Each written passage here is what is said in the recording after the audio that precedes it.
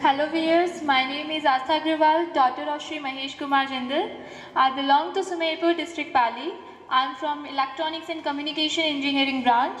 Here on every 25 to 30 students, individual faculty mentor has been assigned and they notice the regular activities of students and discuss their problems friendly. The communication between the faculty members and students are too good.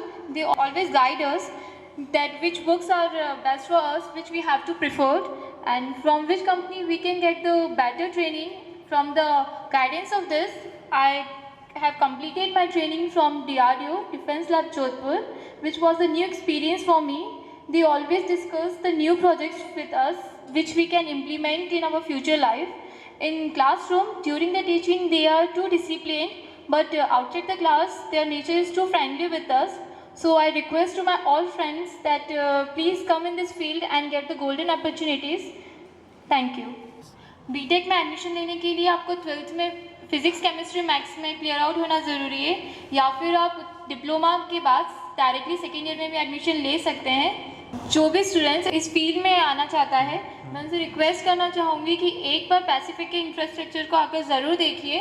And मैं बहुत ही thankful हूँ Pacific institute की कि उन्होंने मुझे इतनी अच्छी guidance दी, इतनी अच्छी फैकल्टीज़ प्रोवाइड की कि हम इन फ्यूचर बहुत अच्छे इंजीनियर्स बन के यहाँ से निकलेंगे।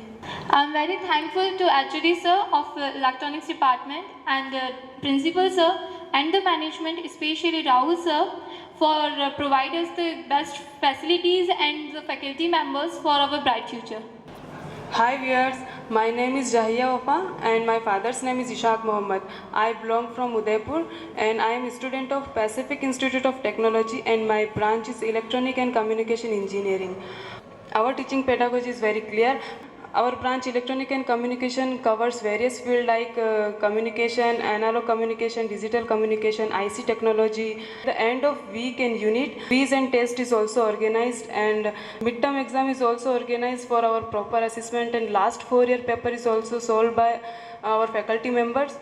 And I am very happy to got admission in the Pacific Institute of Technology. Thank you Pacific Institute of Technology, and I am very happy to got admission there. I am very confident that after completed BTech from here, I definitely get a job. Electronics और communication engineering के head हमारे साथ हैं। हम इस समय इस electronics department की लेबोरेटरी में हम चाहेंगे मिस्टर खैरोदिया, आप इस लेबोरेटरी के बारे में बताएं।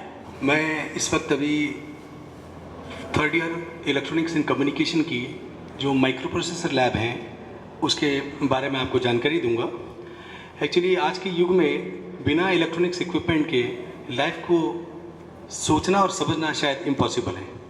जैसे अगर आप एग्जांपल लें, मोबाइल, टेलीविज़न या सेवा के क्षेत्र में अगर बात करें, हॉस्पिटल के क्षेत्र में, ट्रांसपोर्टेशन के क्षेत्र में, तो बिना इलेक्ट्रॉनिक्स इंजीनियर के किसी भी चीज़ को शायद सोचा और समझा भी नहीं जा सकता, क्योंकि उसकी उपयोगिता लाइफ में इतनी बढ़ चुकी है कि बिना इलेक्ट्रॉनिक्स इंजीनियर के आप लाइफ को प्रिज्यूम या एज्यूम भी नहीं कर सकते।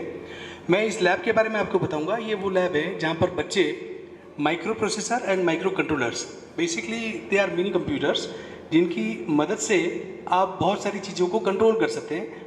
उसकी प्रोग्रामिंग के बारे में हम लोग यहाँ बात करते हैं, बच्चों को उसके बारे में सिखाते हैं। जैसे कि आप फॉर एग्जांपल आप कंप्यूटर में 1 + 1 लिखते हैं 2, तो वो कैसे करता है, उसका जो कोर पार्ट है वो ये माइक्रो प्रोसेसर है, ये एक्चुअली परफॉर्म करता है उसको।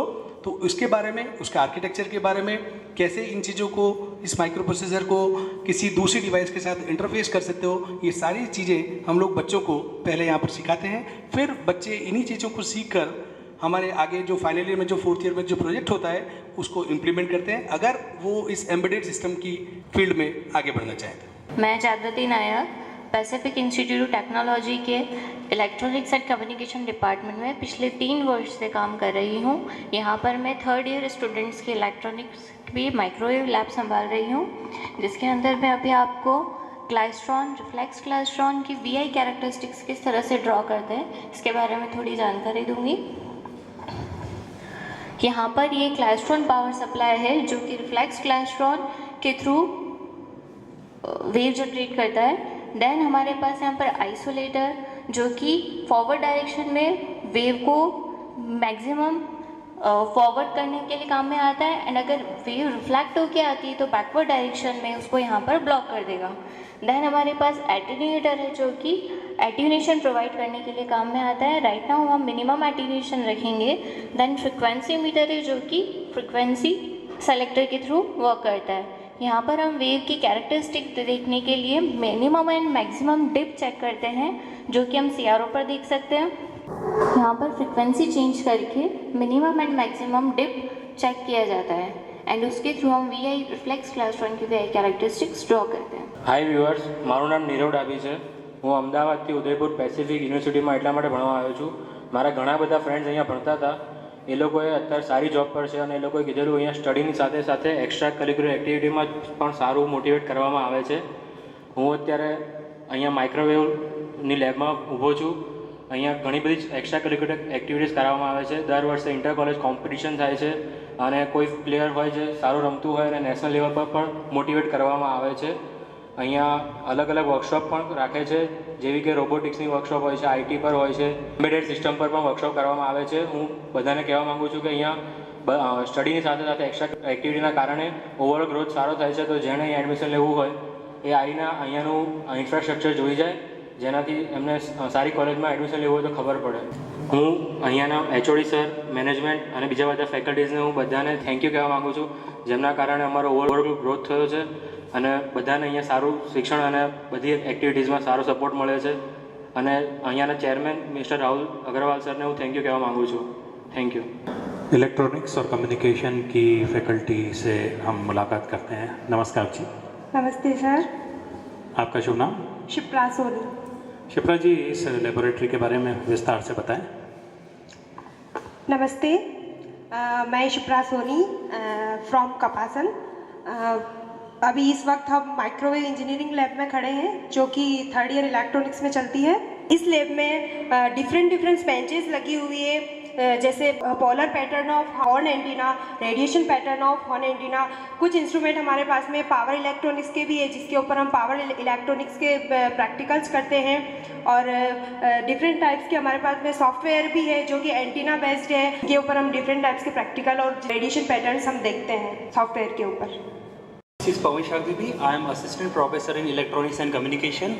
I have 5-year experience and my research field is antenna design and wave propagation. Satellite communication is divided into 3 parts. First one is uplink transmitter, second one is transponder, and last one is receiver. Transmitter transmits the signal as a form of audio signal. This antenna transmits the signal from 2450 MHz frequency, and this transmit to transponder. Transponder convert further signal and transmit to receiver part. Here communication part only audio signal, so transmit the audio signal by using satellite communication. इस समय viewers हम electronics और communication की laboratory में हैं। यहाँ हमारी मुलाकात हो रही है। आपका शुभ नाम? माई सेल्फ दीपक व्यास। दीपक व्यास जी, आप इस लेबोरेटरी में उपलब्ध जो उपकरण हैं, जो इंस्ट्रूमेंट्स हैं, उनके बारे में बताएं। किस तरह ये उपकरण बच्चों के विकास में सहायक हैं? इस लैब के अंदर कम्युनिकेशन साथ साथ में इंस्ट्रूमेंटेशन के रिगार्डेड लैब्स होती हैं। सेकेंड ईयर के लिए बच्चों के लिए electronics and measurement instrumentation lab है, जिसके अंदर ट्रांसड्यूशन, RTD, थर्मोकेबल, कपल जैसे बहुत सारे प्रैक्टिकल्स हैं जिसमें बच्चों को परफॉर्म किया जाता है। साथ ही कम्युनिकेशंस के लिए जो 3rd ईयर के स्टूडेंट्स हैं, electronics and communication, computer science और IT के स्टूडेंट्स यहाँ पर कम्युनिकेशन किट पे एनालॉग कम्युनिकेशन और डिजिटल कम्युनिकेशन दोनों की प्रैक्टिकल किट्स हैं, जिनको हम यहाँ पर परफॉर्म कराते हैं। CRO पे वेवफॉर्म्स देखते हैं, स्पेक्ट्रम एनालाइजर पे वेवफॉर्म देखते हैं। साथ ही साथ DSO डिजिटल स्टेरोइड CRO है, जिसमें हम बच्चों को अपने जो भी किट पे रिजल्ट्स आते हैं उन वेवफॉर्म्स पे दिखाते हैं CRO DSO पे। जनरली हम लोग डेटा को कैसे ट्रांसमिट करते हैं, एक लो फ्रिक्वेंसी, हाई फ्रिक्वेंसी, उसी के अंतर्गत हमारे यहाँ कम्युनिकेशंस में यही प्रैक्टिकल किट्स हैं। उन पे EM डेटा कैसे ट्रांसमिट होता है, FM कैसे होता है, वैसे ही डिजिटल कम्युनिकेशन के अंदर डेटा कैसे ट्रांसमिट होता है, PCM के थ्रू, डिजिटल मॉड्यूलेशन के थ्रू, उसी टेक्निक्स को यूज़ करके हमारे पास वैसे ही किट्स हैं। एक छोटे मॉड्यूल के रूप में हम उन किट्स पे परफॉर्म कराते हैं, जिससे बच्चों को ये पता चले कि कम्युनिकेशन का डेटा एक जगह से दूसरे जगह पे कैसा एनालॉग के फॉर्म में और डिजिटल फॉर्म में ट्रांसमिट करते हैं। यहाँ पे हमारे पास बहुत सारे ट्रांसड्यूसर्स हैं। जैसे हम लोगों ने देखा है कि कोई भी अगर वज़न को नापा जाए तो वो इलेक्ट्रिकल में कैसे कन्वर्ट होती है, तो वो वहाँ पे ट्रांसड्यूसर्स हैं। तो वैसे वैसे हमारे यहाँ पे किट्स हैं जिसमें हम है ना एनालॉग को डिजिटल में कैसे ट्रांसमिट करते हैं या ट्रांसफॉर्म करते हैं, यहाँ पे हमारे पास किट्स हैं। Thank you very much. I, Sunil Sharma, working as assistant professor in Department of Electronics Communication in Pacific Institute of Technology, Udaipur. We have an idea of electronics and communication. Recently, we are using VLSI optical fiber communication lab. In this lab, we are using Xilinx software, and we are using 12.4 version of the Xilinx, and we have a collaboration with the Texas Instrumentation Private Limited with the board of FPGA. FPGA stands for Field Programmable Gate Array. In this software, we have to perform various digital system design operations with the implementation simulations. In this implementation simulation, we have to perform various logical operations with the use of VHDL language. VHDL is basically very high-speed integrated circuit hardware description language. The platform is very low. In this designing software, we can perform various operations with the implementation and simulation. In the implementation part, we have to write down the various logical operations in the coding format, and finally we can simulate with the use of simulator. The iSIM simulator is provided for this. In this lab, we also have an optical fiber communications and my MSP 430 kits as well as the microcontroller kit. Microcontroller is DSK6713. Along with the optical fiber communications, we have 4 trainer kits. In this, we have to perform various SNRs and various signal operations with the use of the Snell's law and other operations. All these operations can be performed with the use of the optical fiber trainer kit. We have to measure the numerical aperture with the use of the optical fiber. We can measure these operations with the use of various diameters. With the DSK6713, we have to perform various signals processing operations like DSP, digital signal operations. In this operation, we have to use MATLAB. With the DSK6713, we can perform various operations like all the Butterworth filters, all the simulation filters. We can perform with these operations with the use of DSK6713. It is in a simulation labs.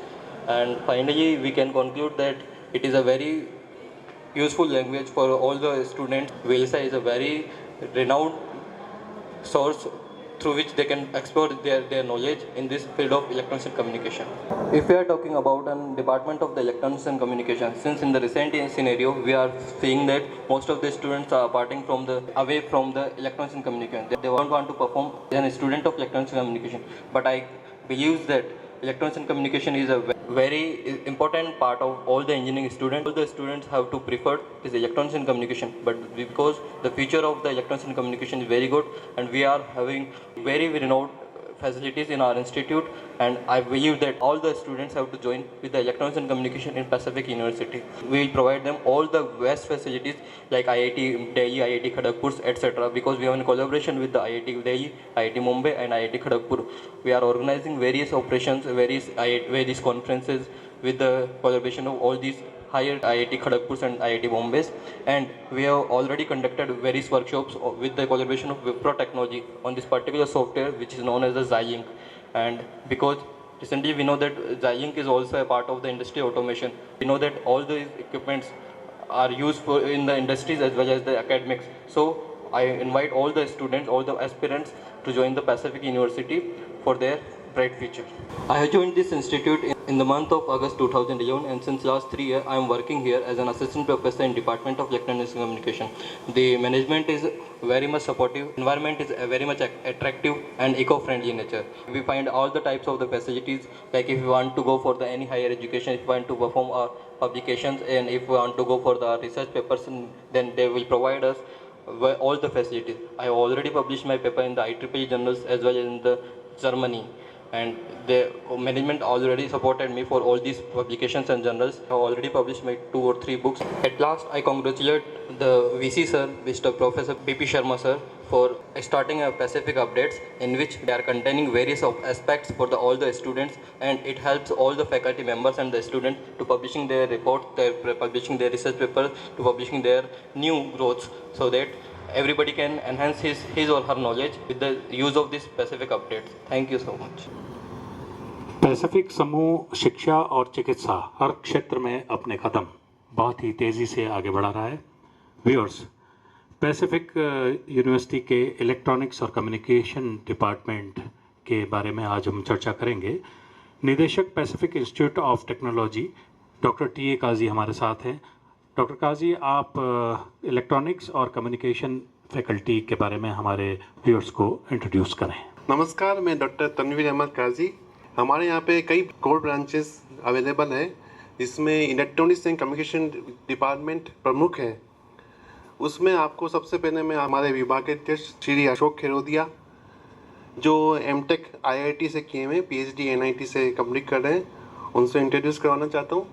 दूसरे हमारे जो faculty members हैं, श्री दीपक व्यास जी, जो इसमें MTech VLSI में किए हुए हैं, बाकी पीएचडी इनकी कंप्लीट होने वाली है। ये आपके ममता जैन जी एमटेक किए हुए हैं डिजिटल इलेक्ट्रॉनिक्स में। इलेक्ट्रॉनिक्स और कम्युनिकेशन इंजीनियरिंग के हेड अशोक खेरोदिया जी, हम आपसे अनुरोध करेंगे कि आप हाई उदयपुर के व्यूअर्स को इलेक्ट्रॉनिक्स और कम्युनिकेशन फैकल्टी के बारे में विस्तार से बताएं। हेलो व्यूअर्स, मैं पैसिफिक यूनिवर्सिटी के फैकल्टी ऑफ इंजीनियरिंग में स्थापित इलेक्ट्रॉनिक्स एंड कम्युनिकेशन इंजीनियरिंग विभाग के हेड के पद पर कार्यरत हूं, और मैं अब आपको इलेक्ट्रॉनिक्स एंड कम्युनिकेशन विभाग के बारे में विभिन्न जानकारी आपको दे रहा हूं। हमारे इलेक्ट्रॉनिक्स एंड कम्युनिकेशन इंजीनियरिंग विभाग में 15 फैकल्टीज़ हैं जो कि विभिन्न विषयों का अध्यापन कार्य कर रही हैं। यहाँ पर इस डिपार्टमेंट का स्थापना 2008 से होने के साथ ही इस डिपार्टमेंट ने सतत प्रगति की है और नए नए आयाम स्थापित किए हैं। मैं सबसे पहले मेरे विभाग के सबसे senior most faculty Shri Deepak व्यास जी के बारे में आपको इंट्रोड्यूस करूँगा। वो मेरे साथ 2008 से ही कार्यरत हैं और काफ़ी लंबे समय से हार्ड वर्किंग पर्सन हैं और सभी सब्जेक्ट का काफ़ी अच्छा नॉलेज रखते हैं। साथ ही मेरे साथ हैं सुश्री ममता जैन, जिन्होंने एमटेक किया है डिजिटल कम्युनिकेशन में, और उनको भी लगभग 7 साल का एक्सपीरियंस है, टीचिंग एक्सपीरियंस विभिन्न इंजीनियरिंग कॉलेज में पढ़ाने का। इसके अलावा और भी फैकल्टी मेंबर्स हैं जो कि 5 से 7 साल का एक्सपीरियंस के साथ यहाँ सर्व कर रहे हैं। काफ़ी अच्छे सब्जेक्ट पे उनका कमांड है। इस के बाद मैं बात करना चाहूँगा मेरे डिपार्टमेंट की लेबोरेटरीज़ के बारे में, प्रयोगशालाओं के बारे में। हमारे विभाग में लगभग 10 से 15 विभिन्न विषयों की लेबोरेटरीज अवेलेबल है, जिसमें छात्रों को निरंतर रूप से शिक्षकों के निर्देशन में प्रायोगिक कार्य करवाया जाता है। विशेषकर ये प्रायोगिक कार्य जीवन के विभिन्न क्षेत्रों में काम में आने वाली विभिन्न इलेक्ट्रॉनिक डिवाइसेस के बेसिक प्रिंसिपल्स को एक्सप्लेन करती हैं। एक्चुअली डिवाइसेस के बारे में हम लोग बात नहीं करते हैं, हम उनके बेसिक प्रिंसिपल्स को यहाँ एक्सप्लेन करते हैं, ताकि वो जो छात्र हैं वो जीवन में उन नियमों को, उन प्रिंसिपल्स को समझकर आगे आने वाली नई चीज़ों के बारे में डेवलप कर सके, नई चीज़ों को और उन्नत बना सके, इसके बारे में वो सीखते हैं। विशेषतया मैं बात करूंगा, हमारे यहाँ स्पेशली एक बहुत अच्छी कंपनी है, एक टेक्सास इंस्ट्रूमेंट्स। उसके इंस्ट्रूमेंट्स, उसके जो बोर्ड्स हैं, MSP 430 micro controller board available है। FPGA बोर्ड, जो कि जाइलिंक्स एक वर्ल्ड एवर नोन कंपनी है, उसका सॉफ्टवेयर अवेलेबल है। माइक्रोविंड सॉफ्टवेयर है जो कि chip designing, layout designing of ICs के बारे में काम में आता है। साइलैब है जो कि फ्रीवेयर है और उस पर IIT बॉम्बे की तरफ से काफ़ी वर्कशॉप्स होती हैं, जिसमें Pacific institute of technology electronics and communication विभाग सतत रूप से भाग लेता रहता है। इसके अलावा माइक्रोवेव इंजीनियरिंग लैब हैं, वायरलेस कम्युनिकेशन लैब हैं, एडवांस कम्युनिकेशन लैब है, लीनियर इंटीग्रेटेड सर्किट्स लैब है, डिजिटल इलेक्ट्रॉनिक्स लैब है, एनालॉग इलेक्ट्रॉनिक्स लैब है। और इन सब के साथ साथ, क्योंकि सिर्फ पढ़ना ही आवश्यक नहीं है, पढ़ने के साथ साथ उन चीज़ों को बनाना और समझना और सीखना भी ज़रूरी है। इसके लिए हमारे पास में प्रिंटेड सर्किट बोर्ड, जो आप इलेक्ट्रॉनिक डिवाइसेस जब ओपन, जो कंपोनेंट्स ओपन करते हो तो उसके अंदर एक बोर्ड नज़र आता है, जिस बोर्ड को बोलते हैं प्रिंटेड सर्किट बोर्ड। उसको बनाने के लिए जो जरूरी सामग्री, हमारे इक्विपमेंट चाहिए, वो हमारी लैब के अंदर अवेलेबल हैं। वो हम लोग बच्चों को सतत रूप से उनके ऊपर प्रोजेक्ट कराते हैं, छोटे छोटे माइनर प्रोजेक्ट के हिसाब से उनको हम लोग उन बच्चों को सिखाते हैं। इस तरह से हम लोग बोथ थियरी और प्रैक्टिकल दोनों के ऊपर फोकस करके बच्चों का ओवरऑल डेवलपमेंट हो सके, टेक्निकल डेवलपमेंट हो सके, उसके लिए हम लोग बात करते हैं। Thank you. इलेक्ट्रॉनिक्स और कम्युनिकेशन इंजीनियरिंग में क्लासेस आधुनिक पद्धति से ली जाती है। इस बारे में हमें जानकारी दे रहे हैं श्री दीपक व्यास, जो कि असिस्टेंट प्रोफेसर हैं इलेक्ट्रॉनिक्स और कम्युनिकेशन इंजीनियरिंग डिपार्टमेंट में। हाय व्यूअर्स, हमारा डिपार्टमेंट इलेक्ट्रॉनिक्स कम्युनिकेशन, जहाँ पर स्टूडेंट्स की क्लासेस हफ्ते में 4 होती हैं। साथ ही जो लैब्स होती हैं उसमें फैकल्टी उन बच्चों को लैब्स में आने के बाद जो प्रैक्टिकल कराती है उसके बारे में जानकारी देती है, डिटेल में डिस्क्रिप्शन करती है। साथ ही बच्चों को बैच बनाकर उस किट पे ले जाकर जो लैब में कैलिब्रेशन करना है या प्रैक्टिकल करना है उसके बारे में पूरी जानकारी देती है। डेमोस्ट्रेट करती है और वही बच्चे उनको प्रैक्टिकल को परफॉर्म करते हैं। साथ ही हमारे डिपार्टमेंट की जो फैकल्टीज़ जो क्लासेस लेती हैं ऑनलाइन ऑफलाइन, साथ ही वीडियोस ऑडियो वीडियो के साथ साथ में क्लास में अपनी लेक्चर प्रोवाइड करती है। साथ ही हमारे फैकल्टी ऑफ इंजीनियरिंग के अंदर हमारे डिपार्टमेंट का MOU पियर्सन एजुकेशन का टाइप हुआ है। साथ ही हमारे स्टूडेंट्स को हम लोग क्विज का प्रिपरेशन, कंपटीशन की तैयारी, गेट की तैयारी और किस तरह पर्सनालिटी डेवलपमेंट, इंटरव्यूज़ में कैसे बैठते हैं, इसकी पूरी जानकारी हम लोग अपने स्टूडेंट्स को क्लास के वक्त और बाय साइड जो फैकल्टी फ्री होती है वो उनको इंटरेक्ट कराती है। Thank you. इलेक्ट्रॉनिक्स और कम्युनिकेशन इंजीनियरिंग के कई अचीवमेंट्स हैं। इनमें एक महत्वपूर्ण अचीवमेंट है रिसर्च के क्षेत्र में। रिसर्च के क्षेत्र में अचीवमेंट्स के बारे में जानकारी दे रही हैं असिस्टेंट प्रोफेसर ममता जैन। हाय व्यूअर्स, जैसा कि हमारे HOD सर ने बताया, department of electronics and communication में 15 फैकल्टीज़ हैं। सभी फैकल्टी किसी न किसी क्षेत्र में शोधरत हैं। सभी फैकल्टीज़ नेशनल एवं इंटरनेशनल कॉन्फ्रेंस एंड जनरल्स में पेपर पब्लिश व प्रेजेंट कर चुकी है। कुछ फैकल्टीज़ ने IEEE जैसे प्रख्यात सम्मेलनों में भी पत्र वाचन किया है। सभी फैकल्टीज़ ने 200 से भी ज़्यादा पेपर पब्लिश व प्रेजेंट किए हुए हैं। महाविद्यालय में IEEDS 2013 एंड NCEAT 2040 जैसे वर्कशॉप्स का भी आयोजन किया गया है, जिसमें डिपार्टमेंट का योगदान उल्लेखनीय रहा है। यहाँ के स्टूडेंट्स ने फैकल्टी के हेल्प से बहुत सारे प्रोजेक्ट्स बनाए हैं, जिनमें से कुछ प्रोजेक्ट्स को भारत सरकार की संस्था department of science and technology से रिसर्च ग्रांट मिल चुकी है। यहाँ के स्टूडेंट्स भी नेशनल एवं इंटरनेशनल जर्नल्स और कॉन्फ्रेंस में भी पेपर पब्लिश एंड प्रेजेंट कर चुके हैं, जो कि उनके उज्जवल भविष्य के लिए काफ़ी उपयोगी हैं। Thank you. इलेक्ट्रॉनिक्स और कम्युनिकेशन फैकल्टी में चरणबद्ध तरीके से विकास के लिए फैकल्टी डेवलपमेंट प्रोग्राम चलाए जाते हैं।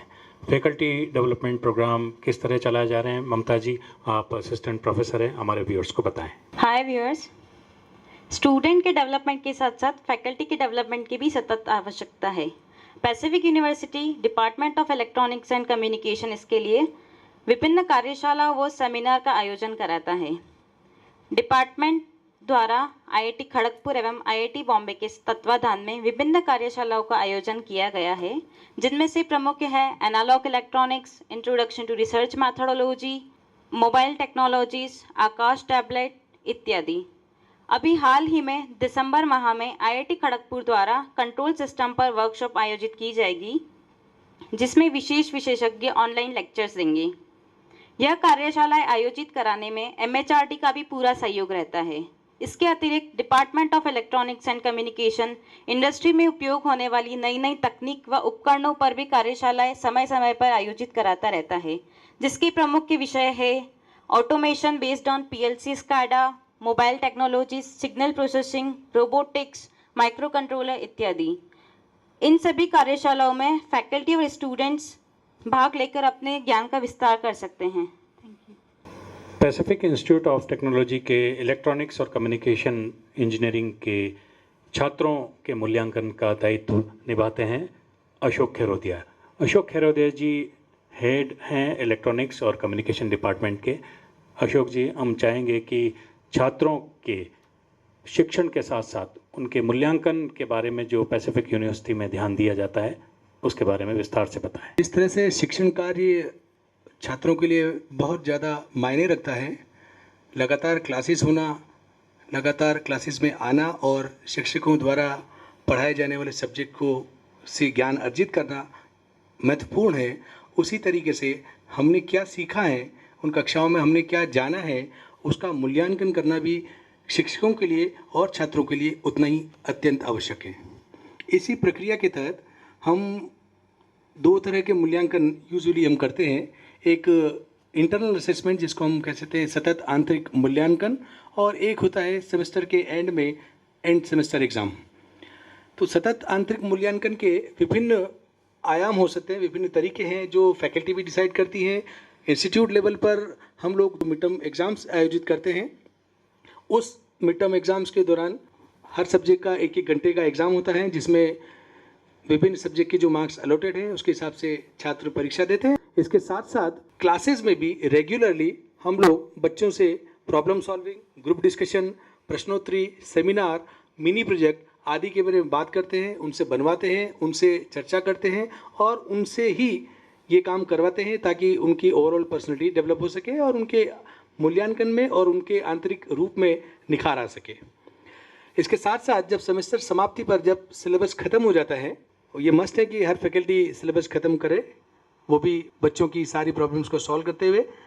अगर ऐसा नहीं होता है, अगर किसी विषय का सिलेबस बच जाता है तो वो फैकल्टी एक्स्ट्रा क्लासेस कंडक्ट करती हैं। अगर कमज़ोर विद्यार्थियों को कोई परेशानी है तो उन परेशानियों को दूर करने के लिए उन बच्चों की एक एक्स्ट्रा क्लास अलग से लगाई जाती है, जिससे कि उनकी पर्सनल प्रॉब्लम के साथ साथ वो मेंटरिंग वाला जो कॉन्सेप्ट है वो भी यहाँ पर हम लोग अप्लाई करते हैं। सेमेस्टर के एंड में यूनिवर्सिटी लेवल पर कॉलेज के हिसाब से जो टाइम टेबल डिसाइड होकर आता है उसके हिसाब से एक परीक्षा आयोजित होती है। इस परीक्षा में सैद्धांतिक और प्रायोगिक दोनों तरह के विषयों का ध्यान रखा जाता है। सैद्धांतिक का एक लिखित प्रश्न पत्र होता है जिसका आंसर बच्चों को करना होता है। साथ साथ प्रायोगिक जो लेबोरेटरीज़ हैं, जो प्रयोगशालाएं हैं, उसके अंदर जो सेमेस्टर भर में बच्चे ने प्रयोग किए हैं उन प्रयोग का एक अलग से एग्ज़ाम होता है, जिसमें इस शिक्षण संस्था के अलावा बाहर से जो शिक्षक हैं वो आकर उन छात्रों का एग्ज़ाम लेते हैं और उनका मूल्यांकन करते हैं। इस तरीके से दोनों प्रयासों से, आंतरिक और बाहरी दोनों मूल्यांकन से, हम क्वालिटी के ऊपर कंट्रोल करते हैं और बच्चों को अच्छे से अच्छा ज्ञान मिल सके इसकी पूरी प्रोसेस को कंप्लीट करते हैं। Thank you. छात्रों के सर्वांगीण विकास के लिए ये बहुत ज़रूरी है कि एक्स्ट्रा करिकुलर एक्टिविटीज़ का पूरा ध्यान रखा जाए। इस बारे में हम ये जानना चाहते हैं कि इलेक्ट्रॉनिक्स और कम्युनिकेशन डिपार्टमेंट के छात्रों के उज्जवल भविष्य के लिए किस तरह एक्स्ट्रा करिकुलर एक्टिविटीज़ के बारे में, खेलकूद और अन्य सांस्कृतिक साहित्यिक गतिविधियों के बारे में संस्था के द्वारा आयोजन किए जाते हैं। कक्षाओं के साथ साथ इलेक्ट्रॉनिक्स एंड कम्युनिकेशन विभाग के छात्रों के सर्वांगीण विकास के लिए समय समय पर technical seminar, quiz, debate, extempore, sports day, tech fest आदि निरंतर रूप से आयोजित किए जाते हैं। इसके साथ साथ उनकी पर्सनैलिटी को डेवलप करने के लिए सॉफ्ट स्किल क्लासेस लगाई जाती हैं, personality and development coaching classes लगाई जाती हैं, गेट की कोचिंग क्लासेस लगाई जाती है। साथ साथ जब प्लेसमेंट अपॉर्चुनिटीज़ बच्चों को मिलती हैं, उस प्लेसमेंट अपॉर्चुनिटी के लिए बच्चों की रेगुलर प्लेसमेंट, कैसे प्लेसमेंट में जाने पर किस तरह से इंटरव्यू को फेस करना है, उसके लिए क्लासेस यहाँ लगातार रूप से आयोजित की जाती हैं। इलेक्ट्रॉनिक्स और कम्युनिकेशन इंजीनियरिंग की लाइब्रेरी का दायित्व निभाते हैं श्री दीपक व्यास, असिस्टेंट प्रोफेसर। इलेक्ट्रॉनिक्स और कम्युनिकेशन फैकल्टी की लाइब्रेरी की जो विशेषता है, लाइब्रेरी की जो विशेषता है, उसके बारे में हमारे व्यूअर्स को बताएं। हाय व्यूअर्स, पैसिफिक यूनिवर्सिटी के इलेक्ट्रॉनिक्स एंड कम्युनिकेशन ब्रांच के अंदर हमारी लाइब्रेरी के अंदर 32,000 किताबें हैं, जिसमें 12,000 किताबें लाइब्रेरी के लिए हैं, 20,000 किताबें बुक बैंक के लिए। साथ ही साथ इन्हीं लाइब्रेरी के अंदर हमारे 3,000 से ज़्यादा किताबें हैं और हमारे यहाँ 15 इंटरनेशनल नेशनल जर्नल्स हैं। साथ ही साथ 7 न्यूज़पेपर्स आते हैं हमारे यहाँ पे। बहुत सारी 15 से 20 मैगज़ीन हैं, जैसे electronics for you, electrical mentor, popular mechanics, popular science, outlook, India today etcetera. हमारे यहाँ पर जो लाइब्रेरी है जिसके अंदर 16 कंप्यूटर्स हैं, वो इंटरनेट से कनेक्टेड है। साथ ही साथ डेलनेट नेटवर्क के साथ हमारी लाइब्रेरी कनेक्टेड है। हमारे यहाँ पर जो लाइब्रेरी है सुबह 9 बजे से लेके रात्रि 8 बजे तक खुली रहती है और रविवार के लिए स्टूडेंट्स के लिए सुबह 9 बजे से लेके 12 बजे तक उनके लिए सेवाएं दी जाती हैं। धन्यवाद। सुबह घर से निकला, शाम को फिर वो घर लौटेगा, बाप की कितनी छोटी ख्वाहिश, बच्चा मेरा नाम करेगा। इलेक्ट्रॉनिक्स और कम्युनिकेशन इंजीनियरिंग की इस फैकल्टी में देश और विदेश से कई छात्र अध्ययनरत हैं। ये छात्र पढ़ाई के बाद किस तरह अपने नौकरी को प्राप्त करें, अपना भविष्य उज्जवल बनाएं, प्लेसमेंट के बारे में हम चाहेंगे अशोक खैरोदिया साहब आप बताएं कि पैसिफिक यूनिवर्सिटी के डिपार्टमेंट ऑफ इलेक्ट्रॉनिक्स और कम्युनिकेशन इंजीनियरिंग में प्लेसमेंट के बारे में क्या कुछ प्रयास किए जा रहे हैं। हेलो व्यूअर्स, मैं पैसिफिक यूनिवर्सिटी के इलेक्ट्रॉनिक्स एंड कम्युनिकेशन विभाग में जो विभिन्न गतिविधियां प्लेसमेंट व ट्रेनिंग के लिए की जाती हैं उसके बारे में बात करूंगा। क्योंकि सिर्फ शिक्षा अर्जन करना ही छात्र का कार्य नहीं है, शिक्षा अर्जन करने के बाद उसका उपयोग करना और उसका व्यावसायिक उपयोग करके अपना आगे की लाइफ को सेटल करना, यह भी काफ़ी महत्वपूर्ण होता है। उसके लिए विश्वविद्यालय की तरफ से एक पूर्ण ट्रेनिंग एंड प्लेसमेंट डिपार्टमेंट स्थापित किया गया है, जिसमें एक प्रतिनिधि इलेक्ट्रॉनिक्स एंड कम्युनिकेशन विभाग की तरफ से भी इसमें पूरे जोर शोर से कार्य करता है। इसके लिए समय समय पर ट्रेनिंग एंड प्लेसमेंट से रिलेटेड कार्यशालाएं आयोजित की जाती हैं।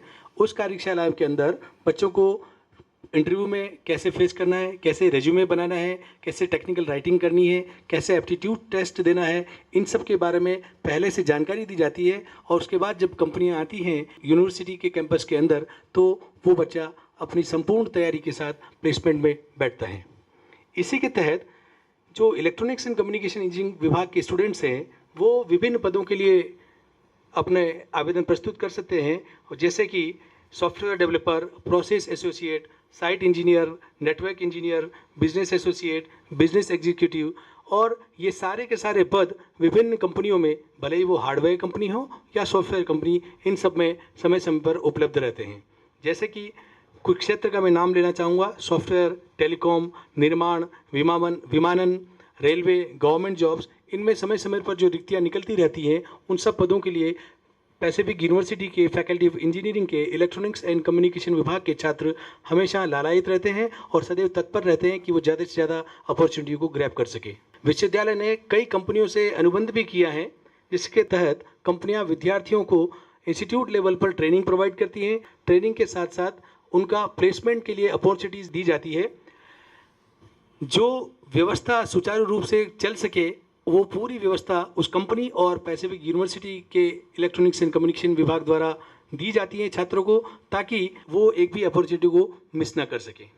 इसके साथ साथ पुराने 2-3 सालों का अगर मैं आपको रिकॉर्ड बताऊं, तो लगभग 80 से 90% छात्र छात्राएं चयनित होकर विभिन्न विभागों, विभिन्न प्राइवेट फर्मों, विभिन्न प्राइवेट कंपनियों जो कि सॉफ्टवेयर क्षेत्र में काम कर रही हैं, टेलीकॉम के क्षेत्र में या गवर्नमेंट एजेंसियों के साथ काम कर रही हैं, उसमें पदस्थापित हो चुके हैं। कुछ छात्र जिनका इंटरेस्ट डायरेक्टली जॉब में नहीं होता, आफ्टर बीटेक करने के बाद वो रिसर्च एंड डेवलपमेंट के क्षेत्र में काम करने के लिए गेट की परीक्षा की तैयारी करते हैं या गवर्नमेंट जॉब्स के लिए तैयारी करते हैं। और अगर एमटेक करने के लिए जो पोस्ट ग्रेजुएशन के लिए डिग्री रिक्वायर्ड है, वो करने के लिए वो गेट का एग्ज़ाम देते हैं और आगे रिसर्च और फील्ड के क्षेत्र में भी जाते हैं। मंजिलें खुद बढ़ के छू लेती है कदम, मुसाफिर अगर अपनी हिम्मत न हारे। इलेक्ट्रॉनिक्स और कम्युनिकेशन इंजीनियरिंग के बारे में आज पैसिफिक इंस्टीट्यूट ऑफ टेक्नोलॉजी के डायरेक्टर टी ए काजी साहब आज आपने हमारे व्यूअर्स को बहुत महत्वपूर्ण जानकारी दी। फैकल्टी के सभी मेंबरान को मैं बहुत बहुत धन्यवाद देता हूं कि बहुत मसरूफियत के बावजूद hiudaipur.com के व्यूअर्स के लिए आपने अपना अमूल्य वक्त दिया। आप सभी को बहुत बहुत धन्यवाद। नमस्कार, आदाब।